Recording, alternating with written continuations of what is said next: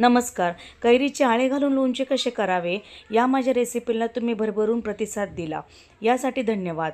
आज मी तुमच्यासाठी लिंबाचे गोड आणि आंबट चवीचे लोणचे कसे करावे ही रेसिपी घेऊन आलेली आहे. या सीझनमध्ये मार्केटमध्ये हिरवेगार आणि रसरशीत लिंबू मिळतात. लोणचं करण्यासाठी मी 25 लिंबू स्वच्छ धुवून कापडाने पुसून घेतलेले आहे. यानंतर एका लिंबाच्या 8 अशा फोडी करून यातील सर्व बिया काढून घेतलेल्या आहे, जेणेकरून लोणचं हे कडू होणार नाही. लिंबू घेताना लिंबू हा पातळ असावा याची काळजी घ्यावी.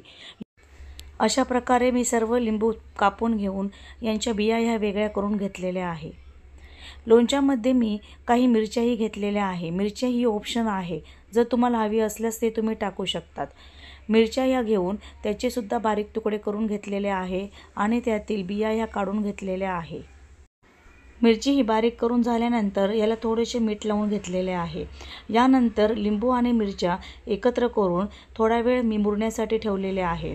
तोपर्यंत एका पॅनमध्ये मी 2 चमचे मेथी, 2 चमचे लवंग, 2 चमचे मिरी, बडीशोप, त्याचप्रमाणे जिरे, धने एकत्र करून मंद आचेवर थोडे गरम करून घेतलेले आहे.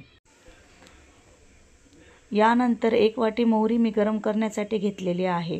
मोहरी ही थोडीशी मंद आचेवर गरम करून घेणार आहे.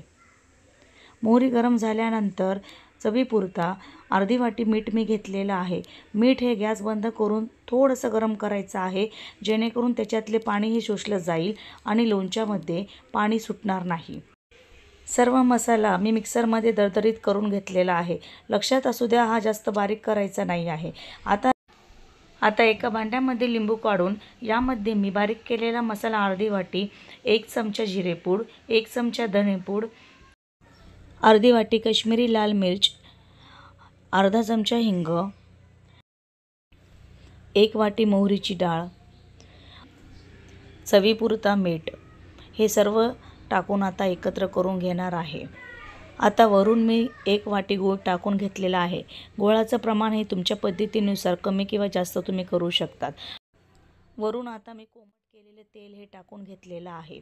तेल टाकून झाल्यानंतर सर्व मिश्रण मी व्यवस्थित एकत्र करून एका काचेच्या बरणीमध्ये भरून घेणार आहे.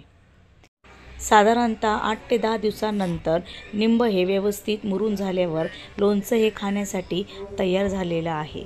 धन्यवाद.